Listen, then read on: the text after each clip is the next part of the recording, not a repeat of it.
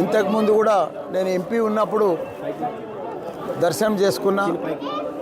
ఆయన ఆశీర్వాదంతో మంత్రి కూడా అయినా, మా కేసీఆర్ గారి ఆశీర్వాదంతో ఇప్పుడు మళ్ళా ఎమ్మెల్యే అయినా, మళ్ళీ దర్శనం చేసుకున్నా. ఈరోజు చొప్పదండికి మన ఎంపీ ఎలక్షన్ల ప్రచారానికి వచ్చిన.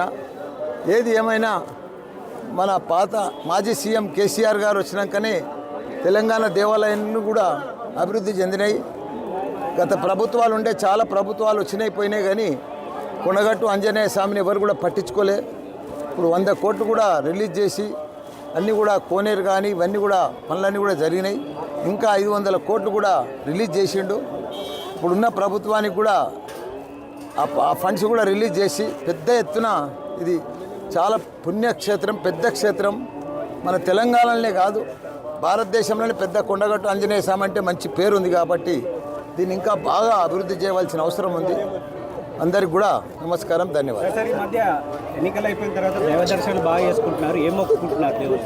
ఏం మొక్కుకుంటున్నాయి? ఇప్పుడు వచ్చే పార్లమెంట్ ఎలక్షన్లల్లో 16కు 16 మా ఎంపీ బీఆర్ఎస్ పార్టీ గెలవాలని కోరుకున్నా దేవుడు. కాంగ్రెస్ పాలన ఎట్లా ఉంది? కాంగ్రెస్ పాలన ఉన్నా ఒకటే, లేకున్నా ఒకటే, అది అందరికీ తెలుసు. ఎందుకంటే అది ఉన్నా లేనట్టే. 56 ఏళ్ళు కూడా వాళ్ళు దేశాన్ని మన తెలంగాణను కూడా పరిపాలించారు. ఎప్పుడు కూడా వాళ్ళు న్యాయం చేయలే, చెయ్యరు కూడా. ప్రజలకు కూడా తెలుసు. తొందరలోనే ఇప్పుడు 50 రోజులలో 50 వేషాలు అయినాయి. ముందు కూడా ఏం జరగదు, అది అందరికి తెలిసిన విషయమే. అది